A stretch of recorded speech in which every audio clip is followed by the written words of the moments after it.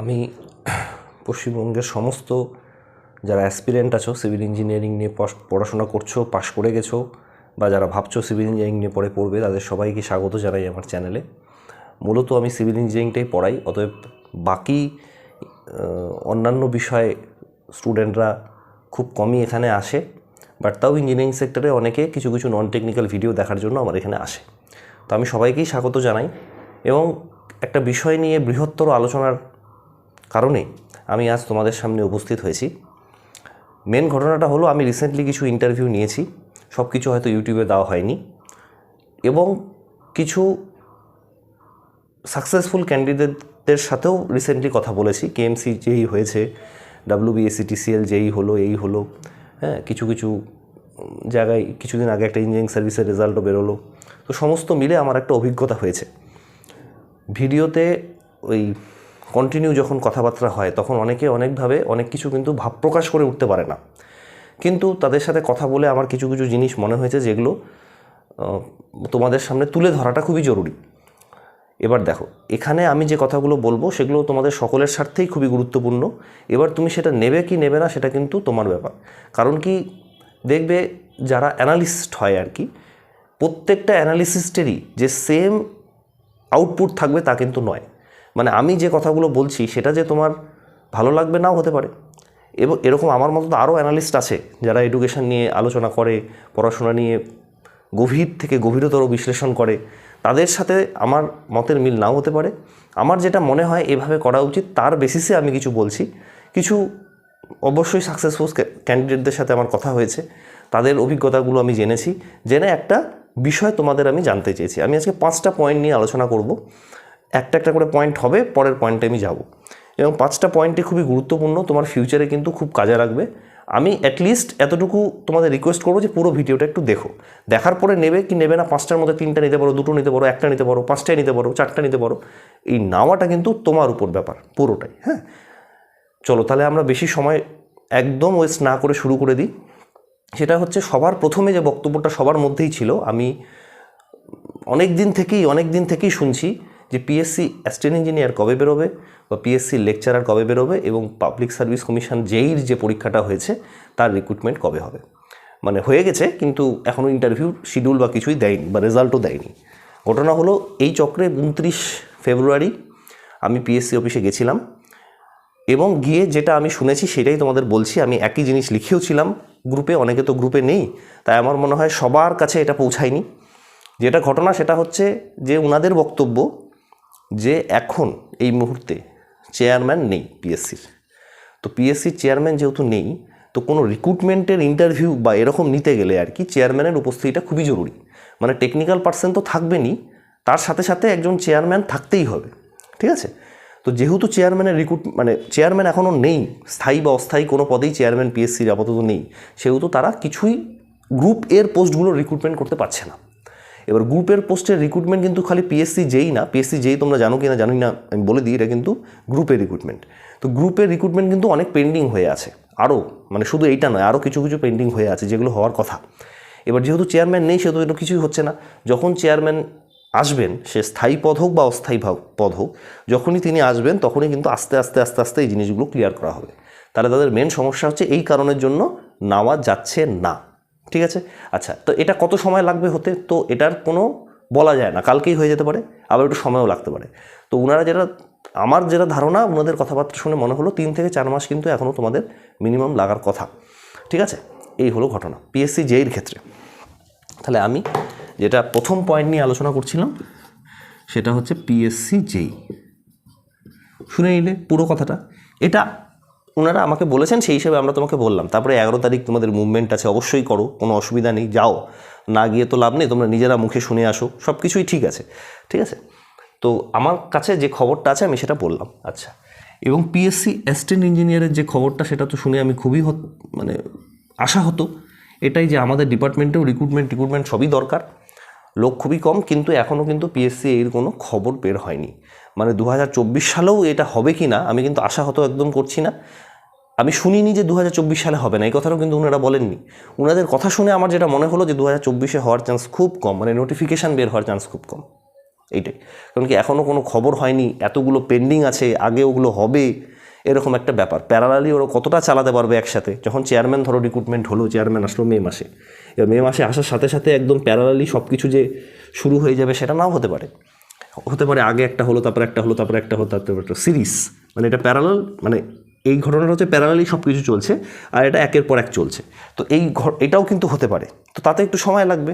অতএব কোনো কিছুই বলা যাচ্ছে না, আপাতত পিএসসি এই দেরি আছে, এটা তুমি ধরে রাখতে পারো। সবার প্রথমে আমার এটা তোমাদের বলার ছিল। এই পয়েন্টের মধ্যেই আমার একটা জিনিস ইনক্লুড করার আছে, যেটা খুবই ইম্পর্টেন্ট। সবাই আমাকে জিজ্ঞেস করছেও এবং তার উত্তর আমি সবাইকে একই ধরনের দিচ্ছি, তোমাকেও আমি সেম বলছি, যে এই মুহূর্তে কিন্তু খালি বসে থাকাটা খুবই বোকামোর কাজ। আগেকার দিন হলে আমি কি বলতাম, যখন 2 বছর পর পর রিক্রুটমেন্ট হতো, যে তুমি কোনো জায়গায় যদি চাকরি করো বা কিছু করছো সেটা বাদ দাও, দিয়ে বসে ঘরে বসে প্রিপারেশন নাও। এই মুহূর্তে যা সিচুয়েশান, যখন বোঝা যায় এটা মানে একটা কী বলবো, একটা দীর্ঘমেয়াদী পরিকল্পনার রূপে দাঁড়িয়েছে পরীক্ষাগুলো, এখানে কিন্তু খালি সময়ের পর সময় বসে থেকে প্রিপারেশান নেওয়াটা একদম বোকামের কাজ, সেটা আমি কিন্তু মনে করি। ঠিক আছে, তুমি কি করবে, তুমি একটা বছর ড্রপ দাও। যদি তোমার বিটেক কমপ্লিট হয় 2024 সালে, আমি ধরে নিলাম, সে ফর এক্সাম্পল 2024-এ তুমি পাশ করলে, সে ডিপ্লোমাই হোক বা বিটেকই হোক, এটা কিন্তু আমি ডিপ অ্যানালাইসিস করে আজকালকার সিচুয়েশানের রেসপেক্টে বলছি তোমাকে। ঠিক আছে, তুমি একটা বছর ড্রপ দাও, যদি তোমার মনে হয় 1 ইয়ার তুমি ড্রপ দাও, দিলে ড্রপ। 1 বছর ড্রপ দিয়ে তুমি কি করবে, তুমি পুরো সিভিল ইঞ্জিনিয়ারিংটাকে পড়ে নিলে, পড়ে একটা নোটস বানিয়ে তোমার কাছে রেখে নিলে, কনসাইজ নোট। সেই কনসাইজ নোটসটা তুমি যেখানেই যাবে সেখানে তুমি নিয়ে যাবে এবং সেখানে তুমি চাকরি করার সাথে সাথে পড়াশোনা করবে। কারণ একবার যখন তোমার কোনো একটা জিনিস পড়া হয়ে যায়, তারপরে সেটা রিভিশন দিতে কিন্তু তোমাকে সেই রকম এফোর্ট দিতে হয় না। So please keep in your mind, do not give drop year after years. বছরের পর বছর ওরকম করে ড্রপ দিয়ে দিতে থেকো না এখনকার দিনে। তুমি জানোই না যে কোনো রিক্রুটমেন্ট কবে হবে। ঠিক আছে, আর সেন্ট্রাল গভর্নমেন্টে যে রিক্রুটমেন্টগুলো হয় সেখানে কম্পিটিশান খুবই বেশি। সবসময় তো খালি পরীক্ষাতে কিন্তু তোমার হার্ডওয়ার্ক দিয়েই যে হবে তা নয়, লাখও লাগে। অতএব এটা একটা বোকামেরই কাজ আমার মনে হয়। তো তুমি কিন্তু কোনো না কোনো একটা জায়গায় ঢুকে যাও, কিন্তু প্রোভাইডেড তোমার 1 বা 2 বছর প্রিপারেশন নেওয়া হয়ে গেছে, মানে সিভিল ইঞ্জিনিয়ারিংটা তোমার জানা হয়ে গেছে, ইউ আর কনফিডেন্ট। যখন তুমি কনফিডেন্স পেয়ে গেলে যে না আমার হয়ে গেছে, এবার আমাকে রিভিশন দিতে হবে, সেই মুহূর্তে তুমি কোনো কোম্পানিতে ঢুকে যাও। সেই কোম্পানিতে যতই খাটাক না কেন, তোমার ইয়ার গ্যাপটা হবে না, তোমার ফ্রাস্ট্রেশন আসবে না। বাড়িতে বসে পড়ে থাকাটা কিন্তু খুবই বোকামোর কাজ, এখনকার যুগের রেসপেক্টে আমি বলছি। এটা আগের হলে আমি অন্যরকম কথা বলতাম। তোমাকে কিন্তু যুগের সাথে সাথে মডিফাইড হতে হবে। ঠিক আছে, এই হলো ঘটনা। এটার আরও একটা এক্সাম্পল আছে। তুমি যদি ইঞ্জিনিয়ারিং সার্ভিসের প্রিভিয়াস যারা টপার তাদের কথা শোনো, তারা দেখবা তোমাকে বলবে যে আমরা তো 14টা সাবজেক্টের মধ্যে 10টা সাবজেক্ট ভালো করে পড়তাম, 4টা সাবজেক্ট ছেড়ে দিতাম। কারণ কি তখন কোশ্চেনের প্যাটার্ন বা তখন যে কম্পিটিশন লেভেলটা ওই রকম ছিল। এখনকার ইঞ্জিনিয়ারিং সার্ভিসের টপারের কাছে তুমি শোনো, একটা টপিকের একটা জিনিস ছেড়ে তারা যায় না। তা তুমি যদি এখন আজ থেকে 10 বছর আগে কি হতো তার সেই টপারের কথা শুনে প্রিপারেশান নাও, তাহলে তুমি বোকামি করবে। এখন তোমাকে এখনকার যুগের মতো করে চলতে হবে। So you have to study everything. এখনকার এটা ডিমান্ড, আগেকার দিনের ডিমান্ড নিয়ে চললে তোমার হবে না। ঠিক আছে, তো you have to be modified, এটা একটা হলো। সেকেন্ড পয়েন্টটা দেখি কি লিখেছি। হ্যাঁ, সেকেন্ড পয়েন্টটা যেটা আমার ছিল সেটা হচ্ছে তোমার গভর্নমেন্ট জব যখন করবা তখন তোমার পেশেন্স অ্যান্ড পারসিভারেন্স দুটোই কিন্তু লাগবে। এটা তো তোমরা অনেকের মুখেই শুনেছো, তুমি বলে এটা নতুন কি মানে আমার এখানে পেশেন্স এবং পারসিভারেন্স কথা দুটোর ডিফারেন্স বা দুটোর মধ্যে যে কতটা পার্থক্য আছে সেটা বোঝানো তোমাদেরকে খুব দরকার ছিল। কি ডিফারেন্স আছে? অনেক আছে। দেখো, পারসিভারেন্স মানেটা হচ্ছে তুমি চেষ্টা করে যাচ্ছ, ফেল হচ্ছে, চেষ্টা করেছো, এটাকে। আর পেশেন্স মানে হচ্ছে তুমি কিছু করছো না, চুপচাপ বসে আছো, কিন্তু তোমার মধ্যে ধৈর্য আছে। কি হলো ব্যাপারটা? কিছু কিছু জিনিস তোমার হাতে আছে, কিছু কিছু জিনিস তোমার হাতে নেই। কি নেই আমি তোমাকে বলছি। তোমার হাতে নেই যে রিক্রুটমেন্ট কখন বেরোবে,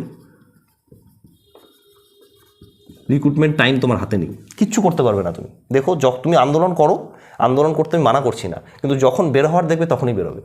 হ্যাঁ, কিছু ইনস্টিগেট করা যায়, কিছু ওদেরকে চাপ দেওয়া যায়, কিন্তু ইঞ্জিনিয়ারিং সেক্টরের লোক সংখ্যা এতটাই কম যে ওই রকম বৃহত্তরভাবে আন্দোলন না করলে ওদের কানে কিচ্ছু পৌঁছাবে না। এইটা কি রিক্রুটমেন্টের সংখ্যা কত হবে, নাম্বার, মানে তোমার যেইতে 650 থাকবে না 400 থাকবে না 1000 হবে, এটাও তুমি কিছু করতে পারবে না। এখনকার দিনে খুবই চাপ হয়ে গেছে, ফাইন্যান্স ডিপার্টমেন্টের অ্যাপ্রুভাল চাই, সেই অ্যাপ্রুভাল ছাড়া কিছুই হবে না। তো এই জায়গাগুলোতে কী বলতো, পেশেন্স ছাড়া তোমার পার্সিভারেন্স করে কোনো লাভ নেই। তুমি কি চেষ্টা করবে, কিচ্ছু করার নেই। পার্সিভারেন্স তুমি কি করতে পারো, পার্সিভারেন্স তুমি যেটা করতে পারো সেটা হচ্ছে মানে কন্টিনিউ হার্ড ওয়ার্ক করে যাও, কনসেপ্ট জানো নতুন নতুন, তুমি এমসিকিউ প্র্যাকটিস করো, বিভিন্ন জায়গায় তুমি তোমার দিক থেকে যে এফোর্ট দেওয়ার সেই এফোর্টগুলো তুমি দাও, এটা হচ্ছে পার্সিভারেন্স। আর পেশেন্সটা তোমাকে রাখতে হবে এমন এমন জায়গা যেখানে তোমার হাতে কিছু নেই, ইউ ক্যানট ডু এনিথিং, তুমি কিচ্ছু করতে পারবে না, তোমাকে খালি ধৈর্যই ধরে থাকতে হবে, যেটা তোমার হাতে নেই, তোমার হাতের বাইরে। ঠিক আছে, এই দুটো জিনিস কিন্তু তোমাকে এখন গভর্নমেন্ট জবের ক্ষেত্রে ধরতেই হবে। তুমি যদি দুটোর মধ্যে দুটো হারিয়ে ফেলো, তাহলে আমি তোমাকে বলবো ভাই তুমি কিন্তু কোনো প্রাইভেটে ঢুকে যাও।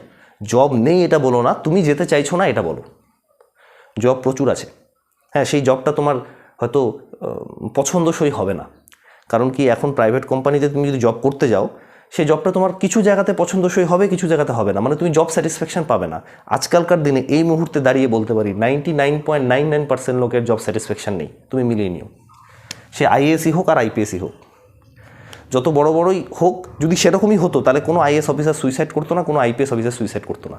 হাজার হাজার উদাহরণ আছে। এখনকার দিনে দাঁড়িয়ে জব স্যাটিসফ্যাকশন যেটা লোকে বলে, খুব কম লোকের আছে, 99.99% লোকের নেই, কোনো না কোনো জায়গাতে অসুবিধা। সরকারিতে আসলে বলে পলিটিক্যাল প্রেশার, প্রাইভেটে হলে বলছে খাটনি বেশি, ওইখানে বলছে স্যালারি বেশি, এখানে বলছে স্যালারি কম, ওয়েস্ট বেঙ্গল গভর্নমেন্ট বলছে ডিএ কম, সেন্ট্রাল গভর্নমেন্ট বলছে পেনশন নেই। তো ফুল জব স্যাটিসফ্যাকশন যেটা আছে, you will not get anywhere. তার মধ্যে বেস্ট অপশনটা তোমাকে চুজ করে চলতে হবে, পরিষ্কার কথা আমার এটা। ঠিক আছে, এই হলো ঘটনা। হ্যাঁ, আর একটা কথা এর মধ্যে আমার বলার আছে, যে তোমরা যেটা বলছো যে গভর্নমেন্ট জব, অতই যদি গভর্নমেন্ট জবের প্রতি তোমার ভালোবাসা থাকে, তা তুমি ক্লার্কশিপ দাও, গ্রুপ ডিতে যাও, সেগুলো যাচ্ছ না কেন? আরে গভর্নমেন্ট জবটা তোমার টার্গেট হওয়া উচিত না রে ভাই। তুমি একটা জিনিস পড়াশোনা করছো, ধরো তুমি সিভিল ইঞ্জিনিয়ারিংয়ে পড়াশোনা করলে, তোমার উদ্দেশ্য হচ্ছে আমি যেন চাকরি করতে পারি, আমি যেন ভালো একটা জায়গায় ভালো স্যালারির জব করতে পারি।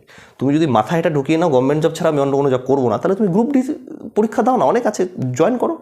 সেটা করছো না কেন? খালাসির জব করো, সিকিউরিটি গার্ডের জব করো, সিভিকের জব করো। তোমার টার্গেট তো গভর্নমেন্ট জব, তোমার টার্গেট তো যদি সেটাই হয় তাহলে সেগুলো করো, এটাই আমি বলছি। ঠিক আছে, সো গভর্নমেন্ট জবের দিকেই থাকতে হবে এরকম নয়, যদি থাকতে হয় তাহলে এই দুটোকে খুব বাড়াতে হবে। আর যদি তোমার মনে হয় যে না আমি মানে একটা সিভিল ইঞ্জিনিয়ারিং পড়লাম, তার নলেজের উপর বেস করে আমি একটা জায়গায় কন্ট্রিবিউট করে যাব, তার ফলে আমি কিছু টাকাও পাবো, আমার জীবন চলে যাবে, সেরকম করতে গেলে কিন্তু তোমাকে এখনকার দিনে অন্য জায়গাও দেখতে হবে। এটা হলো সেকেন্ড। থার্ড যে চিন্তাভাবনাটা আমি করে রেখেছি সেটা হলো, তোমরা যখন পড়তে বসবে দেখবে তখন যেন তোমার মাথায় কোনো ল্যাটারাল থটস না আসে।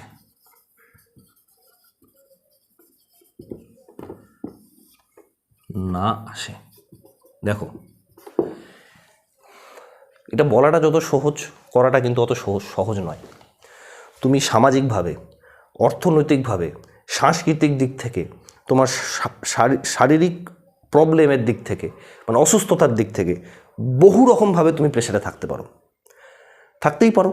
কিন্তু সেইগুলো যখন তুমি পড়তে বসবে তখন যদি তোমার মাথায় ঢোকে বা ঘোরে, তাহলে কিন্তু চলবে না। তোমার বাড়ির বাবা অসুস্থ, মা অসুস্থ, এটা মাথায় থাকারই কথা।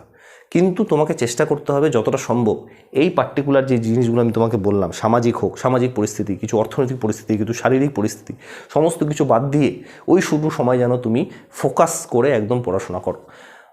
কি হচ্ছে বাইরের দুনিয়ায় সেই জায়গা থেকে একদম বাদ দিয়ে, কারণ কি এটা আমি দেখেছি, এটা আসে, এবং এই জায়গাটা কন্ট্রোল করাই কিন্তু অ্যাকচুয়াল খেলা। তুমি দেখবে কেউ আছে 10 মিনিটে পড়ে মুখস্থ করে ফেলতে পারে, কেউ আছে 1 ঘন্টা পড়েও মনে রাখতে পারে না। তার মেন কারণই কিন্তু এইটা। অসংখ্য থটস যদি তোমার মাথায় আসতে থাকে তাহলে একটা জায়গায় ফোকাস করা সম্ভব হবে না, তখন দেখবে তোমার ওই জায়গাটা ক্র্যাক করতে সময় লাগবে।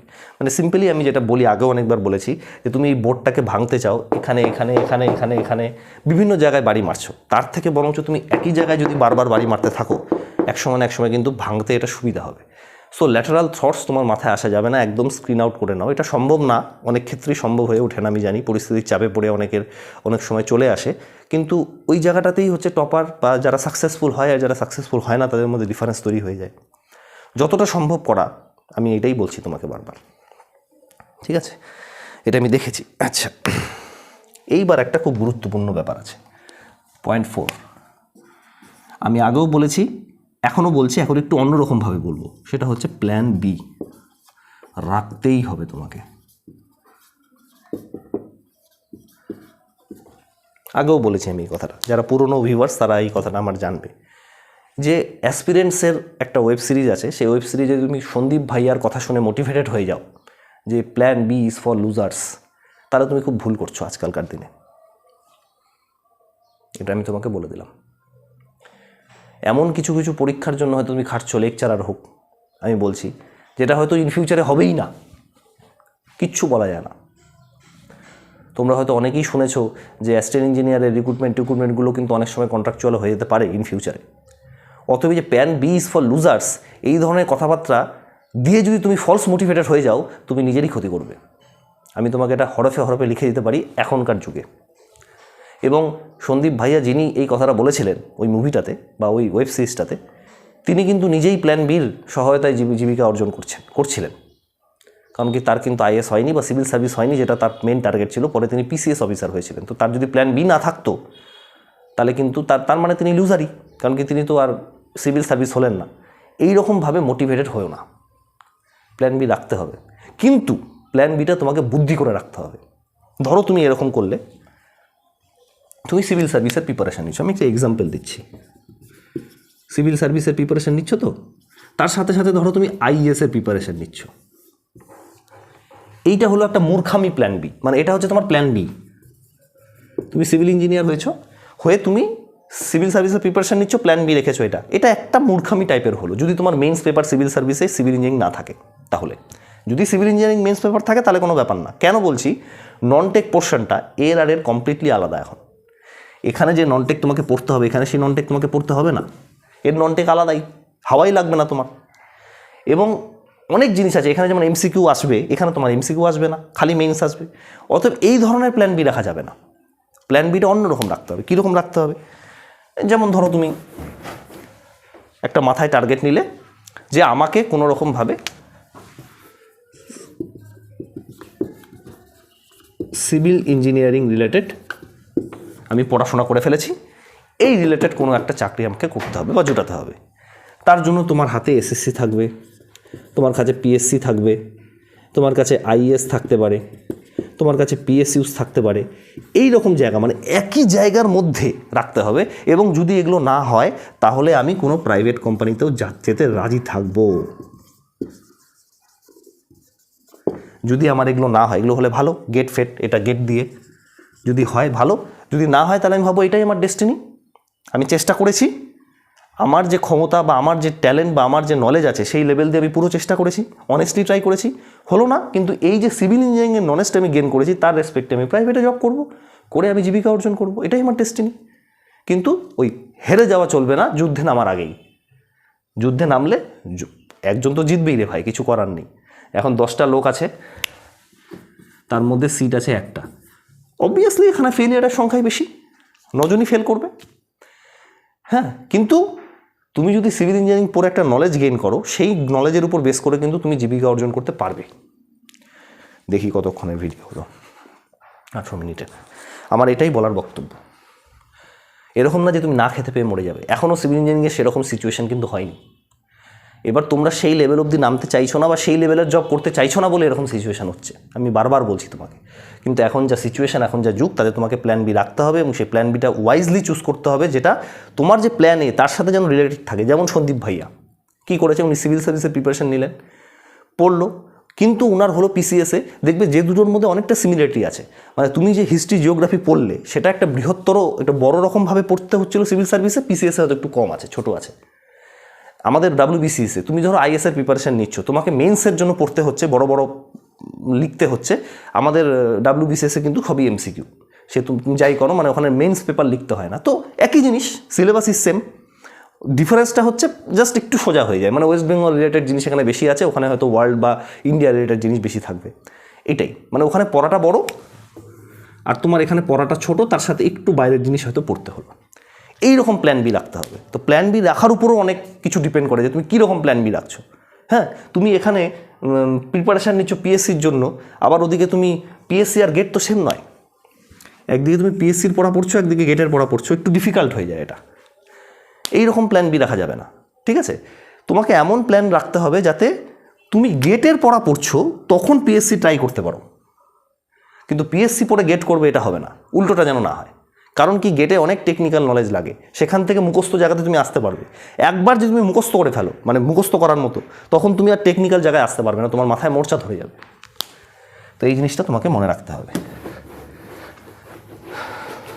এবার আমি বলবো লাস্ট পয়েন্টটা, সেটা হচ্ছে পড়াশোনার একটা স্টাইল আছে, যেটা নিয়ে মেইনলি আমার বলার।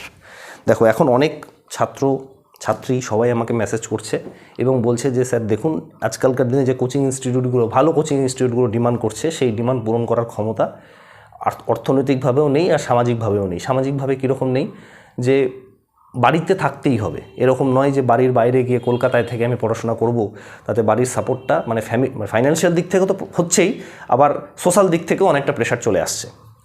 তো বিভিন্ন রকম কারণের জন্য সেইগুলো আমাদের পক্ষে সম্ভব হচ্ছে না।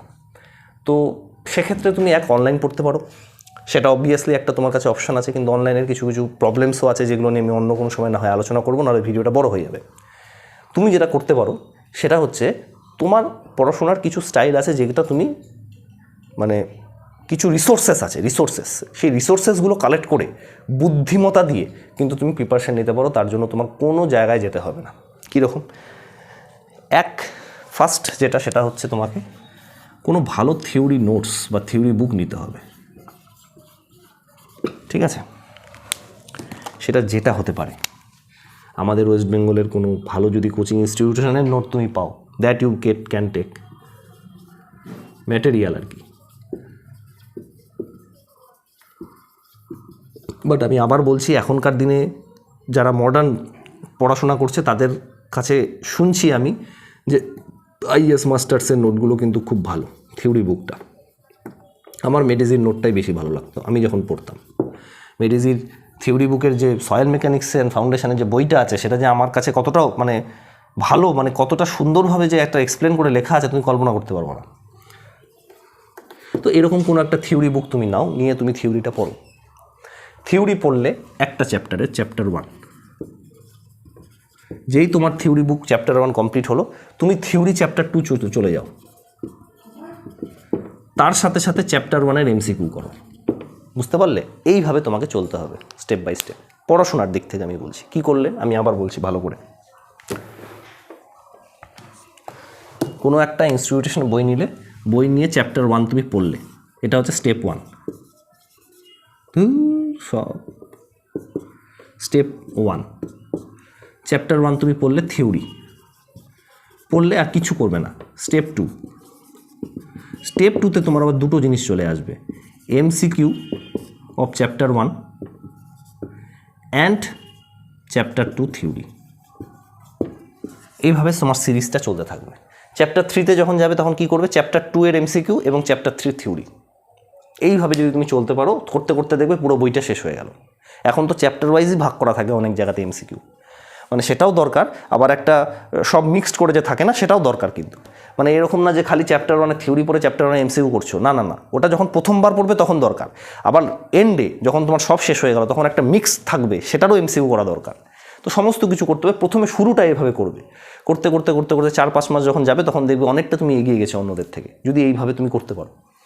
আটকাবে, কারণ কি, থিওরি বুক দেখে সমস্ত কিছু করা সম্ভব নয়, থিওরি বুক পড়ে সমস্ত কিছু বোঝা সম্ভব নয়। স্পেশালি স্ট্রাকচার, ফ্লুইড মেকানিক্স, ওসিএফ, হ্যাঁ, আরসিসি, স্টিল, এই জায়গাগুলো তুমি থিওরি বুক দেখে সব বুঝতে পারবে না, এটা হতে পারে না। তখন তোমাকে দেখতে হবে হচ্ছে ভিডিওগুলো।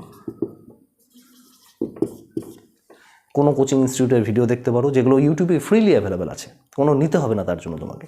আমার কিছু ভিডিও দেখতে পারো, আরও যারা পড়ান তাদের ভিডিও দেখতে পারো, যেখান থেকে তোমার লাভ হতে পারে সেই টপিকটা, যেই টপিকটা তুমি থিওরি বুক দেখে বুঝতে পারছো না। তুমি যদি ভিডিও দেখে পড়তে চাও, পড়ে নোটস করে তারপর করতে চাও, এখন কিন্তু দেরি হয়ে যাবে। আমার এটাই বলার বক্তব্য ছিল। কোনো দরকার নেই, তুমি থিওরিটা পড়ো, হয়ে গেল। পড়া যদি হয়ে যায়, তারপরে তুমি বুঝতে পারলে না কোনো একটা টপিক, সে ধর ফর এক্সাম্পল ধরো তুমি একটা টপিক আছে সয়েল মেকানিক্সের, সেটা হচ্ছে পাইপিং ফেলিওর তুমি কিছুতেই বুঝতে পারছো না, বা এফেক্টিভ স্ট্রেসের একটা জায়গা আছে যেখানে ওই কত কত ডেপথে কাটলে ওটা পড়ে যাবে তার একটা অঙ্ক থাকে, ওই পার্টিকুলার টপিকটা তুমি বুঝতে পারছো না, সেটা তুমি ভিডিও দেখে তুমি বুঝে নাও, বুঝে নিয়ে তারপরে তুমি তোমার নোটস বানাও। এইভাবে তোমাকে করতে হবে, দেন আবার এমসিকিউ করো এরকম করে। This is the way by which you can go to get a success. এখনকার দিনে অনেক বুদ্ধি করে এই জিনিসটা বানানো আছে, এবং সবার এন্ডে যেটা তোমাকে করতে হবে, you have to give 1 hour in the night. তুমি ধরো রাত্রি 10টার সময় তোমার পড়া কমপ্লিট করে দিলেন, 10 PM কমপ্লিট, খাওয়া দাওয়া হলো 11টা থেকে 12টা, তুমি ভাববে, ঋত্বিক ঘটকের যে কথাটা আছে, ভাবা প্র্যাকটিস করো, প্র্যাকটিস করো, ভাববে যে আজকে সকাল থেকে আমি কী পড়লাম সেগুলো আমার মনে আছে কি না, ভেবে 12টার সময় ঘুমিয়ে পড়বে। এই যে ভাবনা চিন্তার সময়টা 11 থেকে 12টা, আমি এটাই বলেছিলাম 11 PM টু 12 AM, এই সময়টাই আমি বলেছিলাম যে কোনো ধরনের ইলেকট্রনিক ডিভাইস থেকে তুমি দূরে রাখবে নিজেকে, তাহলে শরীরটাও তোমার ভালো থাকবে, পড়াশোনাও ভালো হবে। এটাই আমি এর আগের একটা ভিডিওতে বলেছিলাম। তোমাকে ভাবতে হবে ওই 1 ঘন্টার মধ্যে যে আমি মনে রাখতে পারছি কি না কী পড়েছিলাম। ধরো তুমি সয়েল মেকানিক্সেরই চ্যাপ্টারটা পড়লে, ওখানে বিভিন্ন রকমের লোম সয়েল আছে, অ্যালুভিয়াল সয়েল আছে, বিভিন্ন টাইপের সয়েলস আছে, ইন্ডিয়ার কোন জায়গায় কোন সয়েল পাওয়া যায় তার একটা ম্যাপ করে মাথার মধ্যে ছবি সেট করে দাও, যে বেন্টোনাইট কী, বেন্টোনাইটের সাথে তোমার ব্ল্যাক কটন সয়েলের ডিফারেন্স কী, বিভিন্ন রকম জিনিস আছে ওখানে, পড়লেই বুঝতে পারবে, যারা ভালো করে পড়েছো বুঝলে। তো পড়ে তো নিলে, এবার তুমি এটা মনে রাখতে পারছো কি না, মার্ক আছে, পার্ল আছে, ঠিক আছে, ল্যাটেরাইট সয়েল আছে, কী জিনিস বুঝতে পারছো কিনা, কোথায় পাওয়া যায়, সমস্ত কিছু দেখো মাথায় আছে কিনা। আচ্ছা মাথায় আছে, হয়ে গেল, শেষ, ঘুমিয়ে যাও। সেটা তুমি 11 থেকে 12টা করতে হবে তার তো কোনো মানে নেই, 11টা থেকে 11টা 5 সেটা হয়ে যাবে। কোনটা লাগবে 11টা থেকে 12টা? লাগবে যখন তুমি ক্লাসিফিকেশনস অফ সয়েল পড়বে, সেটা তো 11টা থেকে 11টা 5 মধ্যে হবে না, সেটা তো সময় লাগবে। তুমি দেখবে তোমার মনে আসছে কি না, তুমি ভুলে যাবে, তুমি চেষ্টা করবে তখন সঙ্গে সঙ্গে দেখে নেওয়া বা নোট করে রাখা, এই জায়গাটা আমি ভুলে গেলাম। আবার ভাববে আচ্ছা এই জায়গাটা মনে থাকছে না, ওই যে টেবিলটা আছে একটা বড়, সেই টেবিলটা কিছুতেই মনে করতে পারছে না, সেটা তোমার মনে রাখা উচিত। তুমি পড়েছো সকালে, মনে থাকছে না, তখন দেখবে তোমার সময় লাগছে একটু বেশি, ওই টপিকগুলোতে সময় লাগবে, ওগুলো 11টা থেকে 11টা 5 মধ্যে হবে না। তো এইভাবে তোমাকে চলতে হবে আমার মতে। This is the style by which you can study to get a success. Ultimately এখন সাকসেস এমন হয়ে গেছে এখনকার যুগে, যে সাকসেস শুধু তোমার পড়ার উপর ডিপেন্ড করে না, তোমাকে অন্যের উপর ডিপেন্ড করে থাকতে হবে। অন্যের উপর মানে কি, তোমার যারা রিক্রুটার আছে সে রিক্রুটমেন্ট বার করছে কি না, কারণ কি তার কোনো ঠিক নেই, হচ্ছে তো মাঝে মাঝে হচ্ছে, যে কেএমসি যেই হলো, যাদের অপরচুনিটি নেওয়ার নিয়ে নিল, WBSETCL হলো, যাদের অপরচুনিটি নেওয়ার নিয়ে নিল, এইভাবেই তোমাকে করতে হবে, ঠিক আছে, এইভাবেই তোমাকে চলতে হবে। যখন অপরচুনিটি আসবে তোমাকে নিয়ে নিতে হবে। এবার যারা ওখানে পেয়েছে তারা দেখো তো কতদিন ধরে প্রিপারেশন নিচ্ছিল, এরকম থোড়ি যে একদিন ঘুম থেকে উঠলো, আচ্ছা রিক্রুটমেন্ট বেরিয়ে গেছে চল এখন পড়াশোনা করি, তাহলে তো হবে না। এখন ঘুম থেকে উঠলাম, রিক্রুটমেন্ট বেরিয়ে গেছে চল পড়াশোনা শুরু করি, এভাবে হবে না। ইউ জাস্ট সি মানে কতটা পারসিভারেন্স, কতটা ওদের মধ্যে পারসিস্টেন্সি ছিল, কন্টিনিউ 4-5 বছর ধরে প্রিপারেশান নিয়েছে, ফেলিয়ার দেখেছে, পিএসসি এইতে হয়নি, পিএসসি যেইতে হয়নি, পিএসসি যেই তো 2টো রিক্রুটমেন্ট পরপরই হয়েছিল, এখন না হয় অনেক দিন পরে হচ্ছে, ওই একটা 16 আর 18 এই দুটো মনে হয় 2 বছর পর হয়েছিল পিএসসি যেইটা, তাদের দুটোতেই হয়তো হয়নি, তারপরে একটাতে হলো। তাহলে এরকম পারসিভারেন্স রাখতে হবে তোমাকে, ঠিক আছে। চলো এইটুকু বলে আমি আমার ভিডিও শেষ করলাম, আশা করি তুমি ভিডিওগুলো দেখবে। এবং আরেকটা কথা আছে, ভিডিওর কমেন্ট সেকশানে উল্টোপাল্টা কমেন্ট করো না। আমি অনেক ছেলেকে ব্লক করে দিয়েছি বা পার্মানেন্টলি করে দিয়েছি। এখন তো ইউটিউবে কোনো ব্যাপার না, তুমি আরেকটা চ্যানেল খুলেই চলে আসতে পারো। কিন্তু আমি যদি এরকম দেখি যে উল্টোপাল্টা কমেন্ট, এটা সামান্য রেসপেক্ট তো রাখা উচিত রে ভাই। তোমার আমার কথা পছন্দ নাও হতে পারে, তুমি বেরিয়ে যাও না, কেউ মানা করেনি। There are lots of channel available, there are lots of students available. আমারও যেমন প্রচুর স্টুডেন্টস আছে, তোমারও তুমি প্রচুর চ্যানেল আছে আজকালকার দিনে, দ্যাট ইজ গুড।